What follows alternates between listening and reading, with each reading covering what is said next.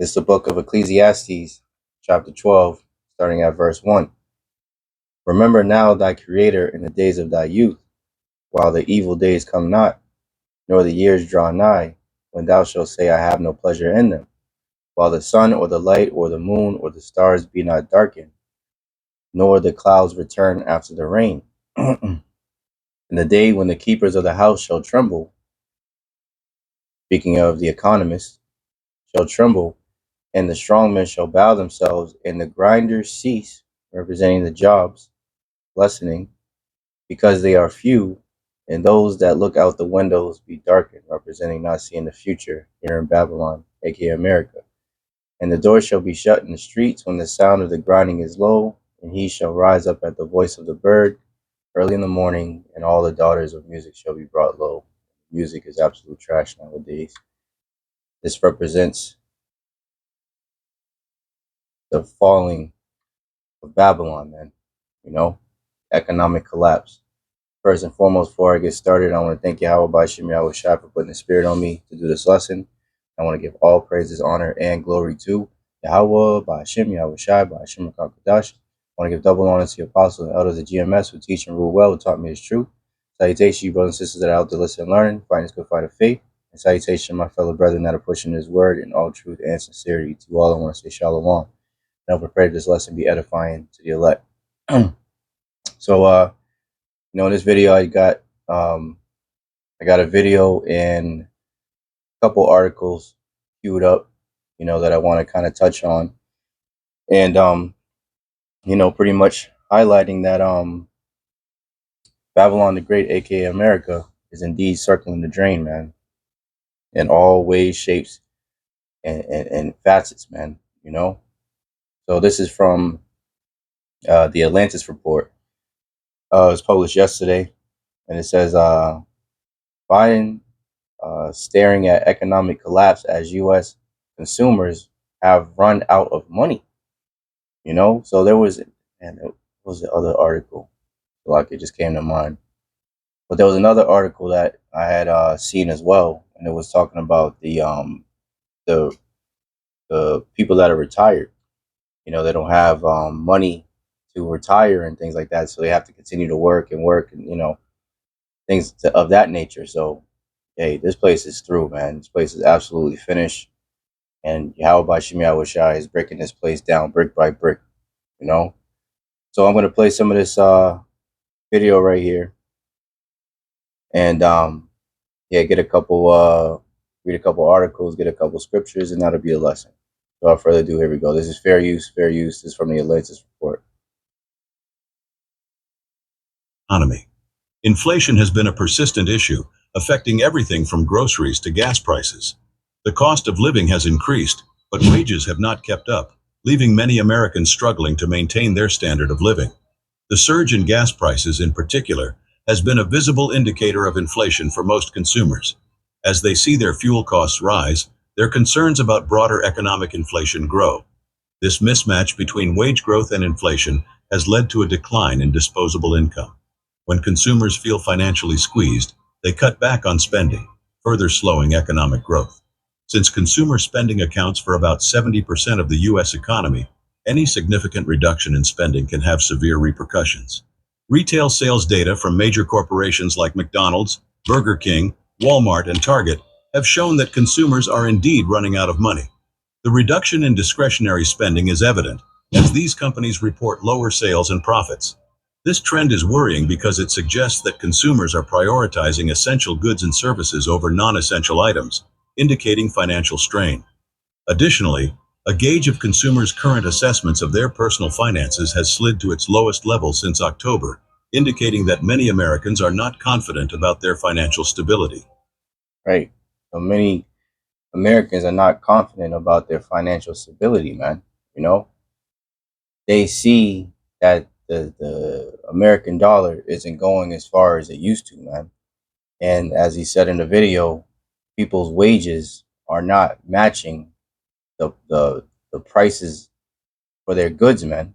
So it's leading to a problem, a major problem, and it's only going to continue to get out of control, further out of control. excuse me, or spiral out of control, I should say. So this is from Natural News. It's published Tuesday, a couple of days ago, July 9th, 2024, the hopeful year of Jacob's trouble, as coined by the beloved Apostle Tahar. And it reads, survey finds 3 out of 4 Americans feel financially insecure, right? So these are the signs of the times, man. Let's read some of this article. It says, an annual survey by consumer financial services firm Bankrate has found that 3 out of 4 Americans feel financially insecure. The Bankrate Financial Freedom Survey conducted with YouGov also found that within the 75% of Americans who feel financially insecure, 45% believe they will eventually achieve financial security, while the remaining 30% feel they will never reach that level of financial comfort. Right. So these 30% are realistic. These 45% are still being delusional, man. They think that America's gonna bounce back and things are gonna, get better. Nah, man. Get that. America is through, man.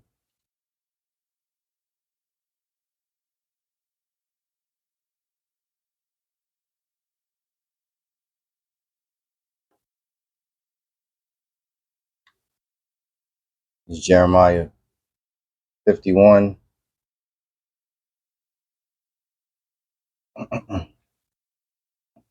and 9. We would have healed Babylon, but she is not healed. She is not healed. We would have healed Babylon, but she is not healed. Forsake her. Let us and let us go everyone into his own country, for her judgment reaches onto heaven and is lifted up to the skies. Right? So Babylon will not be healed, man. This place is through, man. There's a report also noted a generational divide in perceptions of financial security. Older generations are feeling less financially secure compared to their younger counterparts. Specifically, 42% of baby boomers aged 60 to 78 and 37% of Zers, Gen Xers, aged 44 to 59, believe they will never attain financial security, compared to 21% of millennials aged 28 to 43 and 13% of Gen Z aged 18 to 27. It says younger generations are more likely to believe in their future financial security, with 64% of Gen Z, 53% of millennials, 48% of Gen Xers, and 26% of baby boomers expressing hope that they will one day feel financially secure. And that's the delusion that a lot of people have, man. As the scriptures say, let's get that.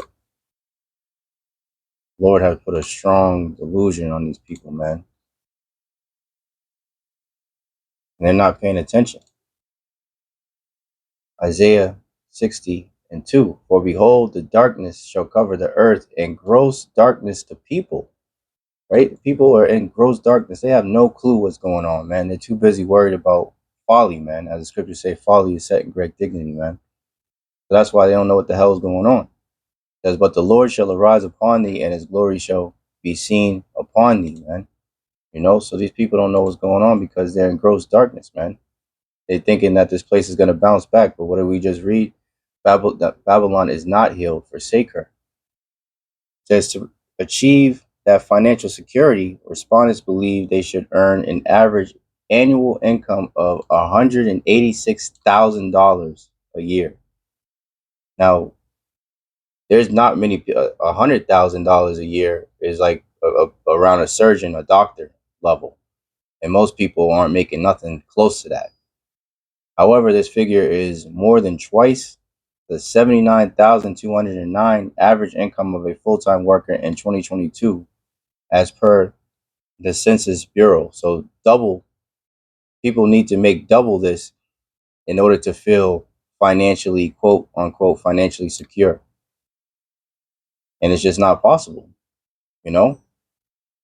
In line with that, the reports reveal that only 6% of respondents with specific income goals for financial security believe that they are currently earning enough to meet it, while 37% think they will eventually reach the income level they need to feel secure. 31% consider it unlikely, and 18% believe they will never achieve it in their lifetime. Among those earning more than $100,000 annually, 49% were optimistic about their future financial security, compared to just 34% of those making less than 50,000. So I mean, the money got these people, delusional, man. It says the ones that make more than 100,000, that they're trusting in their riches. How's that scripture go? Let me see if I can find it.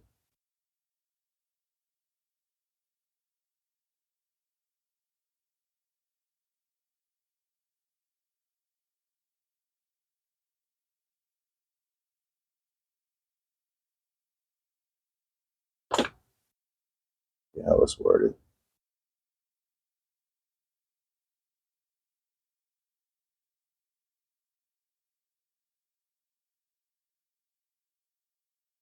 This is Psalm 62:10. Trust not in oppression, become not vain in robbery. If riches increase, set not your heart upon them. Here we go. Proverbs 11:28. There's another one I was thinking about, but this is good. He that trusteth in his riches shall fall. Right? These people that are making over $100,000, they think that their riches are going to save them. But that couldn't be the furthest from the truth, man. He that trusteth in his riches shall fall, but the righteous shall flourish as a branch.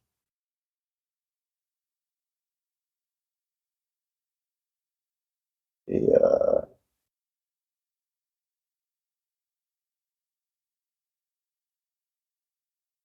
Proverbs 11:4. Riches profit not in the day of wrath, but righteousness delivereth from death, man. You know? So these riches aren't gonna save you, man. This fiat currency, this fake money is not gonna save you, man. Let's see. Got Americans stuck between rising prices and stagnating wages. Mark Hemrick, a Bankrate senior economic analyst, summarized the current situation to Americans based on the findings. Many Americans are stuck somewhere between continued sticker shock from elevated prices, a lack of income gains, and a feeling that their hopes and dreams are out of touch with their financial capabilities. And that's only going to continue to lead to more crisis, man. As these people continue to have to pay more and more and not make as much and have to skip meals and, you know, not be able to do the things that they were accustomed to doing, you know, prior to all this inflation, people are going to start losing it, man. It says we've gone from an environment where inflation was the focus, and the impact of rising prices has resulted in the affordability crisis, which is now front and center. If prices continue to normalize and the job market remains stable, further progress can be clawed back on the affordability front. But the Bureau of Labor Statistics has calculated a 21% rise in prices, with the United States Department of Agriculture reporting a 25% increase in food prices, and government data showing a 41% rise in gas prices since 2020, meaning everyone needs to make an extra 210 for every $1,000 spent on typical consumer goods, man. Look at that. The increase, combined with stagnant income growth, has left many Americans feeling that their financial aspirations are out of reach. For instance, a six-figure salary is now required in almost half of the United States to afford a typical home, while college tuition prices have also soared. So this place is through, man. And these people know it. Get this. This is from Zero Hedge. It was published today, Thursday, July 11, 2024. Hopefully you have Jacob Trouble. Jacob Trouble, excuse me. Says Pepsi warned U.S. snack demand, quote unquote, subdued as consumer slowdown worsens. PepsiCo reported weaker than expected revenue growth in the second quarter on Thursday as consumers dialed back snack spending. Right. So there was an article on how expensive everything was on July 4th. Let me see if I can find that real quick.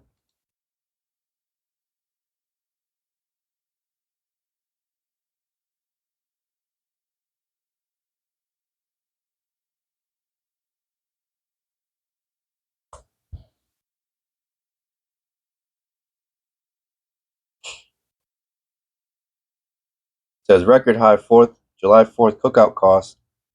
Inflation hits the backyard. 2024 4th of July cookout prices reached record high, report says. From ABC News, food prices on 4th of July favorites experts share the best savings. Yeah. Here's why your 4th of July barbecue may be pricier this year, man. So, hey, these things are, Yahawashi is ramping up the miseries on this place, Babylon, man, aka America, man. Let's go to the book of Isaiah, chapter 24.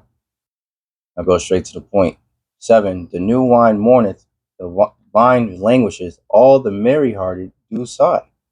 Right? So these different Edomites and different heathen, and even these two-third Jakes that, were eating higher up on the hog, so to speak, right? Well to do as uh, uh, uh, two-thirds, Jake, you know, and Esau in particular, are beginning to sigh, man. All the merry hearted do sigh. All the ones that were living on Easy Street, right? They're starting to see these economic woes, man. It says, 8th verse, the mirth of tabrets ceaseth, the noise of them that rejoice endeth, the joy of the harp ceaseth, man. And that's what's happening, man. You know, the mirth of this place is gone, you know, it's turning into sorrow.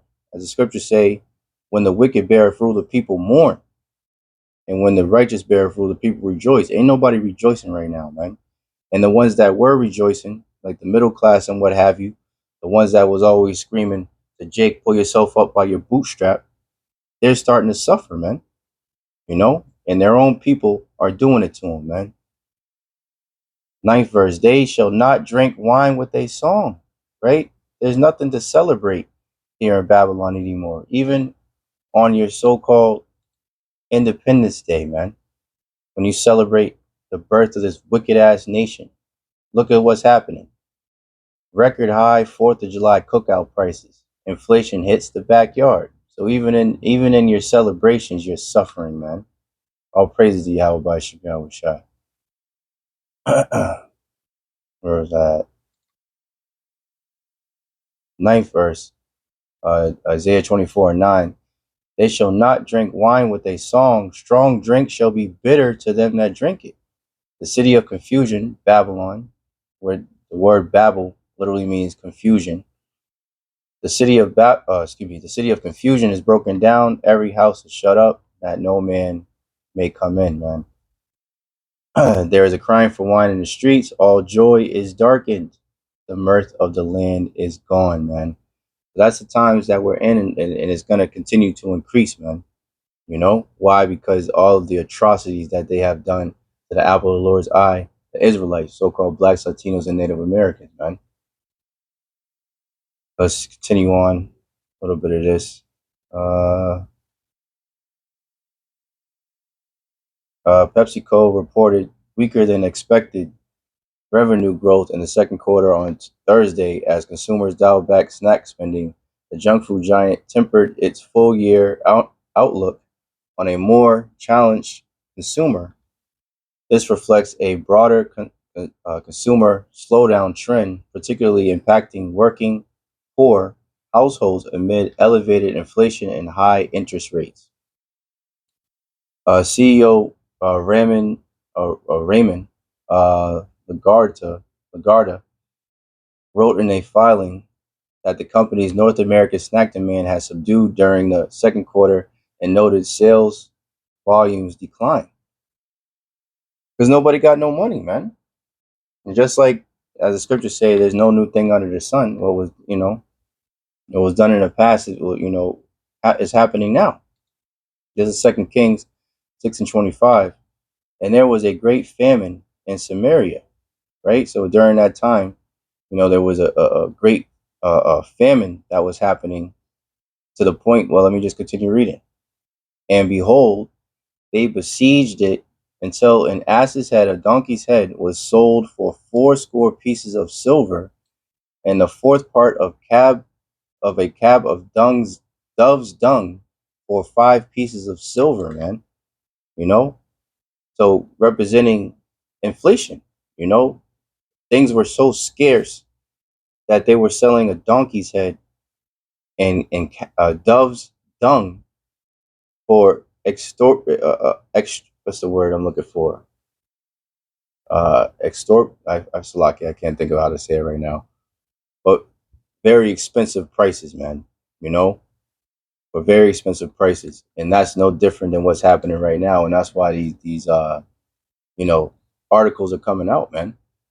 People can't afford to buy these certain things, so they're opting out of it, man. There's deciding to go other routes or just not buy it at all, man. And that's all the different stuff. So I'm not gonna read all this. I got one more article. I didn't want to make this too long. So at the same time, when these food prices, these gas prices, just the cost of living, rent, mortgages, and what have you, while all that's going up, people are not only uh, their wages for the people that do have jobs are not going up, but a lot of people aren't able to find jobs, period. Right? So let's read that again. Ecclesiastes 12:3. In the day when the keepers of the house, the economists, shall tremble, and the strong men shall bow themselves, and the grinders cease. Right? Jake always say, I'm on my grind, speaking about the jobs, when they cease because they are few. And those that look out the windows be darkened, representing people not seeing a future here. And there is no future here, man. This place is ripe to be destroyed, man. This is from CNN. It was published a couple of days ago, July 8th. It says Americans are suddenly finding it harder to land a job and keep it. So all types of hell is coming to this place, man. So if people that have jobs can barely make ends meet, they're skipping meals, they're doing everything they can, but they can't keep their head above water. And then eventually, they might end up, homeless, not being able to eat, to keep a roof over their head, all these different things. This is where in Jacob's trouble will really start taking effect, man. Everything, all signs are leading to Jacob's trouble, man, to all out anarchy in the streets, man, as it says in Second Ezra 15 and 16. Let me just grab that, put that on deck real quick. What was that? 15, I believe it is.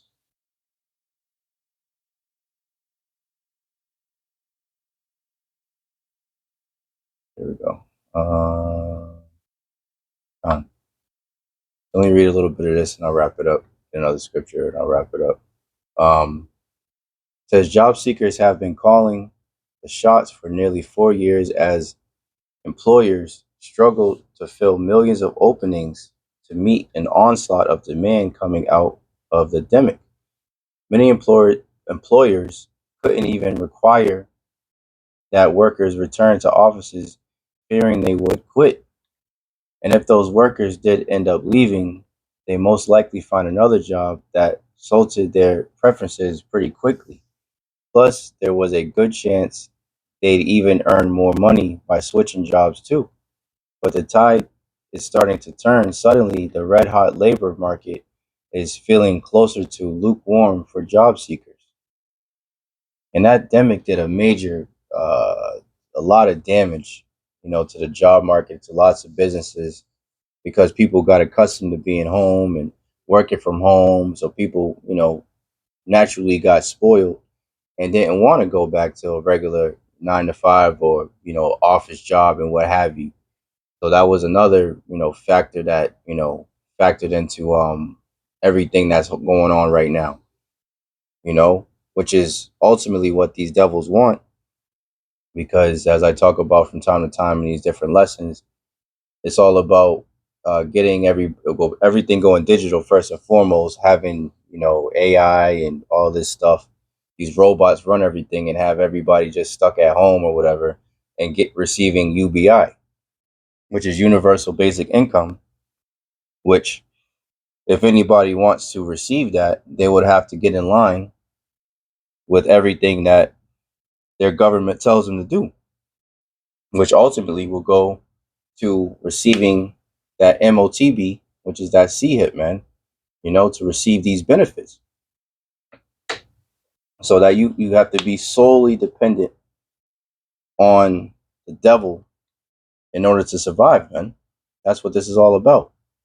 It says the unemployment rate rose to a 3-year high of 4.1% in June, with 6.8 million people unemployed. At that at that time a year ago, the unemployment rate was at 3.6, and 6 million people were unemployed. So a whole another 800,000 people, are unemployed, and it's probably more than that because you can't trust Esau and their statistics. They, if it's that, it's probably triple that. Says the rising unemployment rate, driven primarily by more people entering the workforce, means that it's getting more competitive for job hunters to get hired. It's just one of several signs of the changing narrative in the labor market. And that's exactly what the scripture says right here. Ecclesiastes 12:4. And the doors shall be shut in the streets when the sound of the grinding is low, less jobs, and he shall rise up at the voice of the bird, right? Meaning early in the morning, right? Saying it's harder and more competitive for job hunters to get hired, right? So people are waking up early when the birds chirping, early in the morning, and they're not able to find jobs.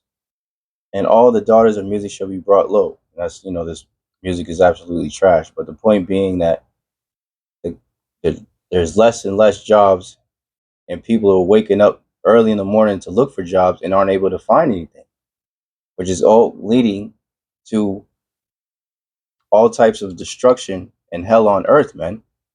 Right? So let's get let me see. I'll just go to the point. Um, let me see. Second Ezra 15. I'll just jump around a little real quick. It says Egypt shall mourn, and this is modern day Egypt. Egypt represents bondage, right? We are yet this day in our captivity, right? Egypt shall mourn, and the foundation of it shall be smitten with the plague and punishment that the Most High shall bring upon it. They that till the ground shall mourn, right? The farmers, for their seed shall fail through the blasting and hail, and with a fearful consolation. So all these different storms, you have all this farmland down there in Texas. So you got these different storms going through and just decimating everything. You got I forget what state right now, Slovakia. In that state, particular state I'm thinking about, they're banning groundwater, so they can't water their crops, which means that all their crops are going to die right in middle America, you know. So the tillers of the ground are mourning, right? It says, "Woe," which means destruction, to the world and them that dwell therein, for the sword and destruction draweth nigh, and one people shall stand up and fight against another, and swords in their hands." And what is a major way that this is going to happen is the lack of food, the lack of resources, the lack of compassion for their fellow Babylonian men, because of all the hell that is coming upon this place, man, because of all these different things that are transpiring here in Babylon, man. People are financially insecure. People can't afford food, skipping meals. People can't even afford to buy goddamn Pepsi anymore. And people aren't able to get jobs, right? So this is all going to lead to chaos in these streets, man. Jacob's trouble. For there shall be sedition among men, and invading one another. They shall not regard their kings nor princes, and the course of their actions shall stand in their power. And they're going to look to the government for help, and the government is going to basically give them the middle finger, like they have already been, and continue to send money to these other countries, and not give a damn about the people like they claim that they truly care about. A man shall desire to go into a city and shall not be able. So you're going to start setting up, checkpoints and what have you, because of all the sedition, blocking off cities, having these FEMA troops. For because of their pride, the city shall be troubled, the houses shall be destroyed, and men shall be afraid. And as it talks about in, you know, Jeremiah the 30th chapter, man, men, faces pale, being pale, and their hands upon their loins as a woman in travail. You know, this is what's coming to Babylon, man. This is what's coming to a city near you. It says, a man shall have no pity upon his neighbor, but shall destroy their houses with the sword and spoil, meaning take their goods because of the lack of bread and for great tribulation, man. So all these things are coming to a city near you, man. All this, all this is on its way, man. You know, so knowing that all these things shall happen, are coming to pass, you know, what frame of mind should you be in, man? Of seeking Yahawah by Shem Yahawashi 10 times more, man. You know, asking the Lord for forgiveness, for our sins, in this life and our past lives. Asking the Lord, for mercy upon ourselves and our households, man. You know, because it's about to get bad out here, man. Matter of fact, let me just end off on that. End off on that. This is